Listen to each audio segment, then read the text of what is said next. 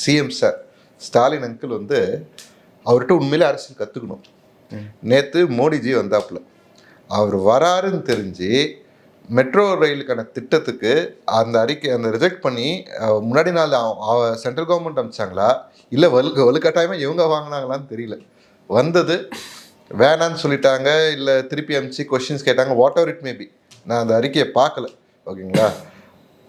Reject பண்ணியிருக்காங்க, அது தப்பு, அதில் மாற்றுக்கிறதே கிடையாது. ஆனால் அதை வச்சு இந்த ஒரு அரசியல் பண்ணணும், டைமிங்க்கு ஒரு அரசியல் பண்ணுறாங்கல்ல, அது நம்ம கற்றுக்கணும். மோடி வர அன்னைக்கு அந்த அரசியல் மார்னிங் ஒரு அறிக்கை விட்டு அந்த அந்த அந்த களத்தை மாத்துறாங்க இல்லையா, அந்த ஒரு ஒரு ஒரு இல்லை அப்படி என்ன களத்தை மாற்ற வேண்டிய தேவை என்ன இருக்குது? தேவைன்னு இல்லைங்க, அதுதாங்க அவன் வேலையே. நீங்கள் நல்லா கவனிங்க. சரி, இன்னைக்கால என்ன அரசியல் பண்ணாரு மோடி? போய் ஈரங்கூட காயில் அவர் பேசின ஈரங்கூட காயில் நெல்லுக்கு ரிஜெக்ட் பண்ணிட்டாங்க. ரெண்டும் உண்மைதான். நெல் கொள்முதலுக்கு ரிஜெக்ட் பண்ணிட்டாங்க. அதாவது அந்த 22% கேட்டிருக்காங்க, அதை ரிஜெக்ட் பண்ணியிருக்காங்க. ரெண்டுமே உண்மைதான். நான் வந்து இதை தப்புலாம் சொல்லலை, ஓகேங்களா.